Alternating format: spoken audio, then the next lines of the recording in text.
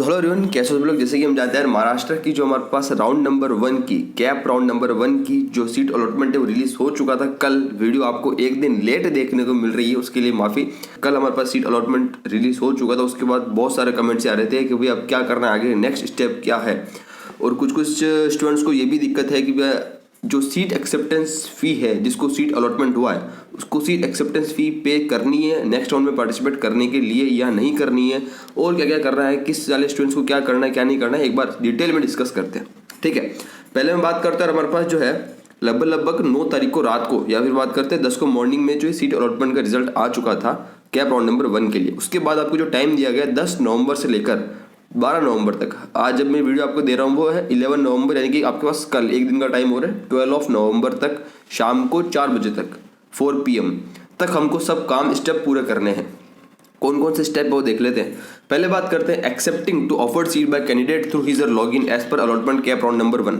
इसके बाद स्टेप क्या करना है, कुल मिला के 5 पॉइंट है इस वाली चीज में। ठीक है, पहला नंबर का पॉइंट बात करता हूं मैं। The candidate shell self verify the seat allotment made to him or in the cap round 1 by accepting declaration through his login and certifying that his claim related with qualifying marks category gender वगैरह made by candidate in the application form are correct. इसमें बोला है कि same हमको जो अगर हमको seat acceptance seat allotment हुआ है तो हमको लॉगिन करके जो हमारे पास एक सेल्फ वेरीफाई करना पड़ेगा सीट को, और एक क्लेम जो हमारी तरफ से हमने किया था, जो भी हमने एप्लीकेशन फॉर्म फिल किया था उसके अंदर हमारे qualifying marks category gender reservation वगैरह वो सब कुछ सही है। उसके लिए हमको एक डिक्लेरेशन एक्सेप्ट डिक्लेरेशन लिखा, तो आपको लॉगिन करोगे तो आपको मिल जाएगा। ठीक है ना, एक कुल मिलाकर टिक करना होगा, ज़्यादा कुछ नहीं है। ये जब आप कर लेते हो उसके बाद नंबर सेकंड जो चीज़ है वो ये, if candidate found the claim made by him is not correct और she wants to correct the error. मतलब ये कि जो आपने जो इन्फॉर्मेशन पहले एप्लीकेशन फॉर्म में फिल करी थी उसमें कुछ मिस्टेक रह गई थी, उसको आपको सही करना है। तो उसके लिए आप ग्रीवेंसेस भी सबमिट कर सकते हो। आपको कोई डाउट है, कोई दिक्कत है, कोई एरर है, उसके लिए आपको टाइम दिया गया तो ग्रीवेंसेस हम सबमिट कर सकते हैं। Candidate shall report the grievance through his her login by online mode only. इसको ऑनलाइन मोड में हमको लिखकर जो भी ग्रीवेंस हमको भेजना पड़ेगा कि मेरे ये मिस्टेक रह गई है इसमें, तो आप इसको सही करने की जरूरत है। ठीक है, नंबर 3 बात करते हैं। अब candidate who have been allotted the seat as per their first preference in round number 1, ध्यान देना, जिसको राउंड नंबर 1 के अंदर अपनी जो फर्स्ट प्रेफरेंस उसने फिल करी थी, first preference for example J college हो गया, रचना संसद, कमला रहेजा, LS रहेजा, SCA, ब्रिक्स, जो भी XYZ, आपने जो फर्स्ट प्रेफरेंस वाला कॉलेज फिल किया था चॉइस फिलिंग के समय, वो कॉलेज अगर आपको अलॉट हो जाता है तो आपको क्या होगा, राउंड 1 के अंदर ऑटो फ्रीज होगा। ऑटो फ्रीज मतलब क्या होगा, ऑटो फ्रीज मतलब कि आपकी सीट ऑलरेडी फ्रीज हो गई, ऑटो फ्रीज। क्योंकि फर्स्ट प्रेफरेंस का मतलब है कि इससे ऊपर वाला तो कोई कॉलेज होगा ही नहीं हमारी लिस्ट के अंदर, तो डेफिनेटली बात है हम नेक्स्ट राउंड के अंदर पार्टिसिपेट कर ही नहीं सकते हैं, क्योंकि हमको जो फर्स्ट प्रेफरेंस हमने फिल करी थी वही हमको मिल गया। तो इससे अच्छा और क्या होगा, उसके बाद बेटरमेंट का तो कोई चांस होता ही नहीं है। तो हमारी सीट जो ऑटो फ्रीज हो जाएगी, मतलब अपने आप फ्रीज हो जाएगी और हमको वो अलॉट हो जाएगी। अब उस सीट को एक्सेप्ट करने के लिए हमको क्या करना है, पे द सीट एक्सेप्टेंस फी। एक सीट एक्सेप्टेंस फी जो है शायद 1000 रुपीज स्टूडेंट बोल रहे थे, ये सीट एक्सेप्टेंस फी हमको पे करनी पड़ेगी ऑनलाइन मोड के अंदर। इससे ये पता चलेगा कि हमने उस सीट को एक्सेप्ट कर ली है हमारी तरफ से। ठीक है ना, उसके बाद सच candidate shall not be eligible for participation in subsequent round. आप नेक्स्ट राउंड में पार्टिसिपेट नहीं कर पाओगे, डेफिनेटली अपन ने बात करी, क्योंकि हमारा फर्स्ट जो प्रेफरेंस था, फर्स्ट प्रेफरेंस वही हमको मिल गया है। तो डेफिनेटली बात है कि हम नेक्स्ट राउंड में पार्टिसिपेट करके करेंगे भी क्या। ठीक है ना, हमारे पास कोई बेटरमेंट के लिए कोई चांस नहीं है। ठीक है, ये तो बात उससे नंबर 3 वाला पॉइंट। नंबर 4 वाला पॉइंट देखना बहुत इंपॉर्टेंट है कि candidate who have been allotted seat other than first preference and self freeze their allotment in round number 1 through their login must accept the seat and shall pay the seat acceptance fee through online mode only।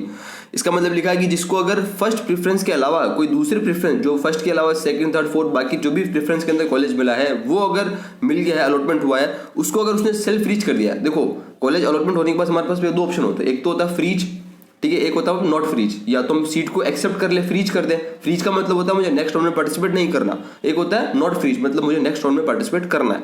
तो अगर जो आपको seat मिला XYZ first preference के अलावा, first preference की अपने बात कर ली फर्स्ट वाले पॉइंट में, उसके अलावा फर्स्ट प्रेफरेंस के अलावा कोई दूसरा आपको ऑप्शन मिला है, अगर आपको उसको फ्रीज कर दिया है, आपने आपको वो वाला चाहिए, आपने उसको फ्रीज कर दिया, तो उसके बाद आपको क्या करना पड़ेगा, सीट एक्सेप्टेंस फी पे करनी पड़ेगी। उसके बाद भी फिक्स है कि आप नेक्स्ट राउंड में पार्टिसिपेट नहीं कर पाओगे, क्योंकि आपने सीट को फ्रीज कर दिया। मतलब बोलने का मतलब ये है कि अगर आपकी सीट फ्रीज कर दी, आपने फ्रीज कर दिया, फ्रीज हो गई, तो आपको नेक्स्ट राउंड में पार्टिसिपेट नहीं करना है, आपको सीट एक्सेप्टेंस फी पे करनी है और आपकी सीट आपके पास मिल जाएगी। ठीक है, ये चीज हमारे पास होगी।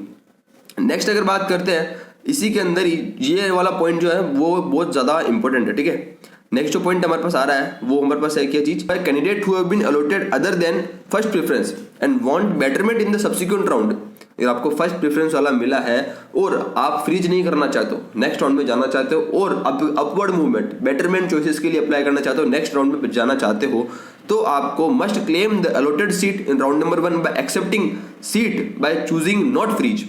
आपको नॉट फ्रीज वाला ऑप्शन चूज करना है अगर आपको नेक्स्ट राउंड में पार्टिसिपेट करना है, मैंने आपको बोल ही दिया था, ठीक है ना। उसके बाद and shall pay the seat acceptance fee through their login by online board. आपको सीट एक्सेप्टेंस फी भी पे करनी है अगर आपको सीट अलॉटमेंट हुआ है और आपको नेक्स्ट राउंड में पार्टिसिपेट करना है तो भी। ये यहाँ पर बहुत बड़ा पॉइंट है, सबसे इंपॉर्टेंट पॉइंट है वीडियो का, ठीक है ना। आपको अगर सीट अलॉटमेंट हुआ है राउंड नंबर 1 के अंदर, आप चाहते हो कि मैं सेकंड राउंड में जाना चाहता हूँ, जाना चाहती हूँ, आपको बेटरमेंट अपवर्ड मूवमेंट के लिए अप्लाई करना है, कोई अच्छा कॉलेज मिले, तो आपको जो कॉलेज सीट अलॉटमेंट हुआ है उसको एक्सेप्ट करना पड़ेगा। उसको एक्सेप्ट करने के लिए आपको नॉट फ्रीज वाला ऑप्शन चूज करना पड़ेगा। सेकंड दो साथ साथ के अंदर दो काम करने, पहला तो नॉट फ्रीज वाला ऑप्शन चूज करना है, उसके बाद आपको सीट एक्सेप्टेंस फी पे करनी है, तभी आप सेकंड राउंड में पार्टिसिपेट कर पाओगे, नहीं तो पार्टिसिपेट नहीं कर पाओगे। अगर आप एक भी काम नहीं करते, नॉट फ्रीज वाला ऑप्शन चूज नहीं किया, फिर सीट एक्सेप्टेंस फी पे नहीं करी, तो आपकी सीट ऑटोमेटिकली कैंसिल हो जाएगी और आप नेक्स्ट राउंड में भी पार्टिसिपेट नहीं कर पाओगे, ये चीज हो जाएगा, ठीक है। तो हमको दोनों काम करने पड़ेंगे कि नेक्स्ट राउंड में भी जाना है तो, ठीक है ना। ये बहुत बड़ा इंपॉर्टेंट पॉइंट है। अब यहाँ पर एक और जो आता है वो ध्यान रखना कि स्टूडेंट ये पूछ रहे थे कि मान लो अगर मैंने ये काम किया, आपने जो बोला कि मैंने सीट अलॉटमेंट जो है वो सब मैंने देखा और मैंने सीट एक्सेप्टेंस फी पे कर दी और मैं नेक्स्ट राउंड में जाना चाहता हूँ जो भी है, अगर मैं नेक्स्ट राउंड में चला गया और इन केस मुझे नेक्स्ट राउंड में सीट नहीं मिली, तो क्या मेरी जो फर्स्ट वाली जो सीट थी वो सेफ रहेगी? तो यस, इसका आंसर है आपकी बिल्कुल सीट सेफ रहेगी, आपकी सीट कहीं नहीं जाएगी। आपको जो राउंड 1 में सीट मिली है वो बिल्कुल रिमेन सेफ रहेगी।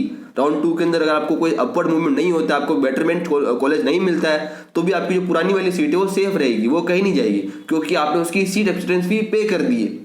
सीट एक्सेप्टेंस फी पे करना मतलब होता है कि मैंने उस सीट को एक्सेप्ट कर लिया है, इन केस कुछ भी हो जाए मेरा वो सीट कोई कैंसिल नहीं कर सकता, जब तक कि कोई डॉक्यूमेंट व कोई दूसरा काम ना हो, जब तक मुझे कोई सीट को कैंसिल नहीं कर सकता। तो राउंड 2 के अंदर कुछ भी हो, कॉलेज अच्छा मिले ना मिले, हमारी फर्स्ट वाली सीट सेफ रहेगी, कोई दिक्कत वाली बात नहीं है। तो ये घबराने वाली जरूरत नहीं है, आप राउंड 2 में पार्टिसिपेट कर सकते हो अगर आप अच्छा कॉलेज चाहते हो तो। क्लियर है? तक ये वाला पॉइंट पूरी बात जो है क्लियर है, ठीक है ना। और जो मैं बात कर चुका था, 3 जो मेन पॉइंट अपन ने बात की इस पूरी वीडियो के अंदर, जो पहला तो क्या है कि प्रीवियसली अलॉटेड सीट जो वो कैंसिल नहीं होगी, ठीक है ना। हम नेक्स्ट राउंड में पार्टिसिपेट करना चाहते हैं तो फर्स्ट वाले राउंड में जो सीट मिली वो कैंसिल नहीं होगी, कोई दिक्कत नहीं है। उसके बाद for betterment paid seat acceptance fee, अगर आप नेक्स्ट राउंड में पार्टिसिपेट करना चाहते हो तो आपको नॉट फ्रीज ऑप्शन चूज करना पड़ेगा और आपको सीट एक्सेप्टेंस फी पे करनी पड़ेगी, ठीक है ना। Number 3 point, if seat is not allotted no need to pay fee. अच्छा, एक और ये स्टूडेंट बोल रहे थे कि अगर मेरे राउंड नंबर 1 के अंदर मुझे कोई सीट ही नहीं मिली है, ऐसा शायद बहुत कम स्टूडेंट होंगे, पर लेकिन अगर 1 या 2 स्टूडेंट होंगे भी सही जिनको राउंड नंबर 1 के अंदर कोई सीट अलॉटमेंट नहीं हुआ है, तो क्या उनको कुछ करने की जरूरत है? तो उनको कुछ करने की जरूरत नहीं यार, जिसको सीट मिली ही नहीं है उसको सीट एक्सपीरियंस फी पे करना कुछ नहीं करना है, ठीक है ना। उसको बस हाँ नेक्स्ट राउंड में पार्टिसिपेट करना है तो जरूर आप नेक्स्ट राउंड में पार्टिसिपेट कर सकते हो, ठीक है ना। बाकी जिसको सीट नहीं मिली उसको कुछ पे करने की जरूरत नीड नहीं है, ठीक है ना। ये तो किसकी बात है हमारे पास टोटल मिलाकर यहाँ तक कि कैप राउंड नंबर 1 की, जो कि हमको काम करना है 12 नवंबर कल तक शाम को 6 बजे तक, अच्छा शाम को 4 बजे तक ये काम करना है। अब इसके अंदर एक और चीज आती है, वो ये कि इतना काम करने के बाद ये तो भी ऑनलाइन रिपोर्टिंग, ये ऑनलाइन स्टेप पूरी हुई थी, ठीक है। अब आते हैं नेक्स्ट चीज, नेक्स्ट क्या ध्यान देना, अगला पॉइंट बहुत इंपॉर्टेंट है, जिसको सीट मिली उनके लिए reporting to the allotted institute and confirmation of admission by submitting required document and payment of fee after cap round number 1। क्या बोले आपको कि जब आप ऊपर वाले सब स्टेप पूरे कर लेते हो, ऑनलाइन रिपोर्टिंग पूरी हो जाती है, आपको जो अलॉटेड इंस्टीट्यूट जो आपको सीट मिली है जहाँ जिस कॉलेज में, आपको वहाँ जाना है और रिपोर्टिंग करनी है, फिजिकल रिपोर्टिंग, कॉलेज में जाकर आपको फिजिकल रिपोर्टिंग करनी पड़ेगी। ये आपका नेक्स्ट वाला स्टेप है जिसको सीट मिली उनके लिए, ठीक है ना। उसके बाद वहाँ जाओगे, फिर आपका एडमिशन जो है कन्फर्म होगा, confirmation of admission by submitting required document. आपको वहां जाकर आपके जो भी ओरिजिनल डॉक्यूमेंट थे जो आपने पहले फिल किए थे या पहले जो वेरीफाई किए थे, उनका आपको जो ओरिजिनल डॉक्यूमेंट, उनकी जेरोक्स वगैरह वो सब साथ में ले जाना, वहां जाकर आपको वो सब सबमिट करनी पड़ेगी। और साथ साथ के अंदर जो भी रिक्वायर्ड फीस होगी, एक तो आपने सीट एक्सेप्टेंस फी पहले तो थोड़ी बहुत पे कर दी थी ऑनलाइन मोड के अंदर एक्सेप्ट करने के लिए, उसके बाद आप जब फिजिकल रिपोर्टिंग करने जाओगे तो जो बची हुई फीस है, जो भी उनकी रिक्वायरमेंट होगा कॉलेज के अकॉर्डिंग अलग अलग होगा, तो वो आपसे ले लेंगे, तब आपका एडमिशन जो कंफर्म हो जाएगा। उसके बाद आपको कुछ नहीं करना, ये सब प्रोसेस आपको करना है, ठीक है ना। इसके बाद एक दो चीज और लिखी हुई है, the candidate who have accepted the seat as per 9C 9D above must be reported, ठीक है, बोल दिया मैंने वो चीज। The institute shall verify the required document and upload the admission of the candidate in the online system through institute login immediately and shall issue a system generated receipt of confirmation of admission and fee paid receipt to the candidate।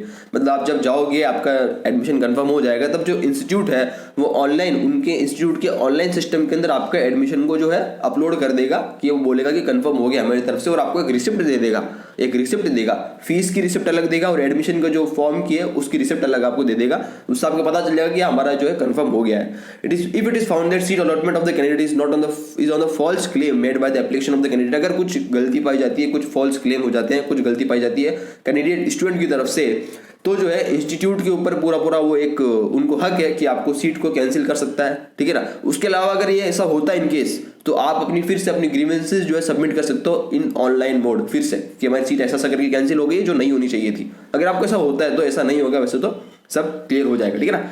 ये तो बात हुई cap round number 1 की पूरी process की। उम्मीद करता हूं आपको सब कुछ क्लियर हो गया होगा। कल शाम को 6 बजे तक हमको फिजिकल रिपोर्टिंग तक का टाइम दिया गया है। शाम को 4 बजे तक तो ऑनलाइन रिपोर्टिंग प्लस 2 घंटे बाद शाम को 6 बजे तक फिजिकल रिपोर्टिंग का जाकर पूरा काम कर लेना। आपको मैं बोल रहा हूँ आज ही सब कुछ करो और आज ही जाकर फिजिकल रिपोर्टिंग कर दो, कल के भरोसे नहीं रहना, ठीक है ना, आज ही कर देना। नेक्स्ट बात करते हैं कैप राउंड नंबर 2 की, जो भी मैं इसमें आपको बता देता हूँ कि कैप राउंड नंबर 2 जब स्टार्ट होगा तो उसके लिए क्या होगा, ये जब 12 नवंबर तक शाम को 6 बजे तक कैप राउंड नंबर 1 का पूरा प्रोसेस पूरा हुआ, उसके बाद एक दिन क्या होगा, इनको देखेंगे कि कितनी सीट खाली रहेगी, कितनी सीट भरी। तो जो सीट वैकेंट रह जाएगी, खाली सीट, वो खाली सीट जाएगी 13 नवंबर को। 13 नवंबर को ऑफिशियल वेबसाइट के ऊपर वैकेंट सीट्स की लिस्ट आएगी, कौन से कॉलेज में कितनी वैकेंट सीट्स खाली रह गई है, ठीक है ना। उसके बाद कैप राउंड नंबर 2 के लिए होगा चॉइस फिलिंग स्टार्ट। अगर आप कैप राउंड नंबर 2 के अंदर पार्टिसिपेट कर रहे हो तो ध्यान देना, आपको फिर से चॉइस फिलिंग करनी पड़ेगी, नई तरीके से चॉइस फिलिंग करनी पड़ेगी। जो वैकेंसी लिस्ट आएगी उसको देखकर कि मुझे कौन से कॉलेज में कितनी सीट्स खाली है, या फिर बात कर रहे हैं किस कॉलेज में क्या क्या चीज़ है, उसको आपको देखकर अपनी प्रेफरेंस के अकॉर्डिंग फिर से फिल करना पड़ेगा, फिर से आपको चॉइसेस फिल करनी पड़ेगी। उसके बाद जो है इसका टाइम दिया गया है 14 नवंबर से लेकर 16 नवंबर तक, 14 से लेकर 16, 3 दिन के आपको फिर से कैप राउंड नंबर 2 के लिए नई चॉइसेस फिल करनी पड़ेगी। इसके बाद जब कैप राउंड नंबर 2 की आप चॉइसेस फिल कर दोगे 14 से लेकर 16 के बीच में, उसके बाद 18 नवंबर को 18 नवंबर को आपके कैप राउंड नंबर 2 का रिजल्ट आएगा। सीट आपकी सीट अलॉटमेंट होगा कैप राउंड नंबर 2 का 18 नवंबर को। उसके बाद सेम अभी जो मैंने कैप राउंड नंबर 1 के अंदर जो स्टेप्स बोली, वही सेम स्टेप आपको कैप राउंड नंबर 2 के अंदर जिसको सीट मिलेगी उसको भी फॉलो करनी पड़ेगी। इसके लिए टाइम दिया गया है 19 नवंबर से लेकर 21 नवंबर तक, 19, 20, 21 3 दिन वापस टाइम दिए जाएंगे। 19 से लेकर 21 तक सेम स्टेप फॉलो करनी जो अभी अभी आपको बोला, और सेम रूल्स है जो रहेंगे, ठीक है ना। अब यहाँ पे जाना कैप राउंड नंबर 3 भी इस बार हो रहा है। Last time cap round number 1 और 2 ही हुआ था, इस बार 3 भी हो रहा है। 3 भी हो रहा है तो 3 के लिए फिर आप इस जो वैकेंसी लिस्ट होगी वो आपको 22 नवंबर तक पता चलेगी किस कॉलेज में कितनी सीट खाली रह गई है। उसके बाद आपको कैप राउंड नंबर 3 में जो पार्टिसिपेट करेंगे उनके लिए फिर से नई चॉइसेस फिल करने का मौका दिया गया। 23 नवंबर से लेकर 25 नवंबर तक उनका जो सीट अलॉटमेंट आएगा वो आएगा 27 नवंबर तक। उसके बाद उनको जो टाइम दिया गया वापस अलॉटमेंट का सीट एक्सेप्ट करने का, फिजिकल रिपोर्टिंग, वो दिया गया 28 नवंबर से लेकर ऐसा कुछ किया, हाँ 28 नवंबर से लेकर 13 नवंबर तक, ठीक है। ऐसा करके जो है कैप राउंड नंबर 3 के लिए दिया गया। ये सब आपको ऑफिशियल वेबसाइट पे दिया गया है, सब आपको देखने को मिल जाएगा। उसके बाद जो है एक और चीज लिखी है कि जिसको कैप राउंड नंबर 1 और 2 के अंदर सीट मिल जाती है उसको जो क्लासेस है वो 22 नवंबर से स्टार्ट हो जाएगी। मतलब जिसको 1 और 2 के अंदर सीट मिल जाती है उनके 22 नवंबर से क्लासेस स्टार्ट हो रही है, 22 नवंबर से। वैसे आप जब फिजिकल रिपोर्टिंग करने जाओगे तो आप उनसे कांटेक्ट कर सकते हो, पूछ सकते हो कि हमारी क्लासेस कब स्टार्ट हो रही है, तो आपको बता देंगे 22 नवंबर से। या फिर जिस भी कॉलेज के ऊपर अलग कॉलेज के ऊपर डिपेंड करेगा किस कॉलेज में कब से स्टार्ट हो रही है, क्योंकि सीईओ ने जब नोटिस निकाला था अभी कुछ दिन पहले तो उसने लिखा था कि 1 दिसंबर से पहले सबकी क्लासेस स्टार्ट हो जानी चाहिए। 1 दिसंबर से पहले तो हो ही जाएगी, ठीक है ना। ये कुछ था। तो इसी के साथ यार खत्म करते इस वीडियो को। उम्मीद करता हूं आपके सब डाउट्स जो है वो क्लियर हुए होंगे, और मिलते हैं अपनी नेक्स्ट अगली वीडियो के अंदर। कोई भी डाउट हो नीचे कमेंट सेक्शन के अंदर जरूर कमेंट करना। Thank you so much. Channel को बनाए सब्सक्राइब जरूर करना। Bye bye, good bye.